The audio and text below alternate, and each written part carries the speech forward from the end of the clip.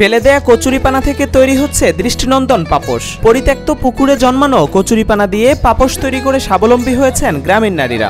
সাংসারিক কাজের ফাঁকে পাপোশ তৈরি করে মাসে আয় করছেন 10 থেকে 15,000 টাকা। কচুরিপানা এগুলা দিয়ে আমরা ম্যাট বানাই, এগুলা করে আমাদের সংসারে অনেক কিছু আমরা করতে পারি। কচুরিপানাগুলো নালা ডোবা থেকে প্রথমে সংগ্রহ করা হয়, এরপর সেগুলো পরিষ্কার করে শুকানো হয়। শুকানো কচুরিপানা গাদা করে সংগ্রহ করা হয়। এরপর প্রয়োজন অনুযায়ী কচুরিপানার শুকনো সন দিয়ে বাড়িতে বসে অবসর সময়ে নারীরা তৈরি করেন নানা ধরনের পাপোশ।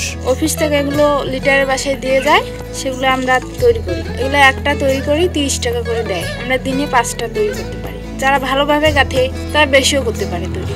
সংসারের কাজ করার পর তারপরে যেটুকু সময় পায় সেটুকু সময়ের মধ্যে এগুলো গাঁথে।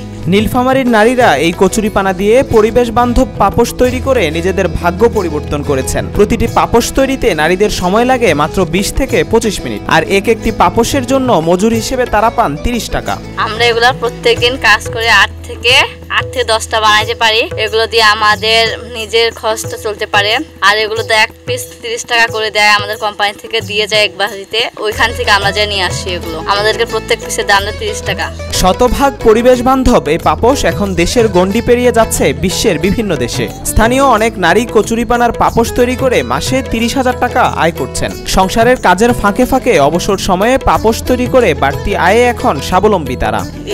এগুলো দিয়ে আমরা অনেক মাসে, আমি লিডার থেকে বর্তমানে 25-20 হাজার টাকা প্রতি মাসে বেতন তুলতে পারি। আমার ওয়ার্কারেও মনে করেন 8 থেকে 10-15 এরকম ভাবেই কাজ করে। এই কাজগুলো করলে আমরা বাড়ির কাজও, সংসারের কাজও হয় এবং আমাদের ছেলে পেলে লেখাপড়া করার জন্য আমাদের খরচও হয়। নোয়াখালী জেলা থেকে সংগ্রহ করা হয় এই কচুরিপানা। এরপর তা রোদে শুকিয়ে সরবরাহ করা হয় দেশের উত্তরের জেলা নীলফামারীর নারীদের কাছে। নারীরা তাদের নিপুণ হাতের ছোঁয়ায় তৈরি করেন পরিবেশ বান্ধব পাপোশ, যা রপ্তানি হচ্ছে বিদেশেও। পাড়াগাঁয়ের নারীদের হাতে তৈরি এসব পাপোশ নির্মাণ প্রক্রিয়া দেখতে প্রায় বিদেশি বায়াররা এই গ্রামে আসেন বলে জানান রাশেদা বেগম। ওরা নোয়াখালী থেকে সংগ্রহ করে বিভিন্ন জায়গা থেকে বাংলাদেশে, কিন্তু আমার জানা মতে নোয়াখালী থেকে এই কচুরিপানা গিলা আনে। এই ম্যাট গিলা যায় বিদেশি ভাইয়ের তো আসছিল একটু আগে আমাদের বাড়িতে। শুধুমাত্র গ্রামীণ নারীরাই নয়, স্কুল কলেজ পড়ুয়া শিক্ষার্থীরাও অবসর সময়ে এই পাপোশ তৈরি করে লেখাপড়ার খরচ চালানোর পাশাপাশি টিউশন ফিও দিচ্ছে। পড়ালেখার পাশাপাশি একজন শিক্ষার্থী প্রতিদিন 3 থেকে 5টি পাপোশ তৈরি করেন।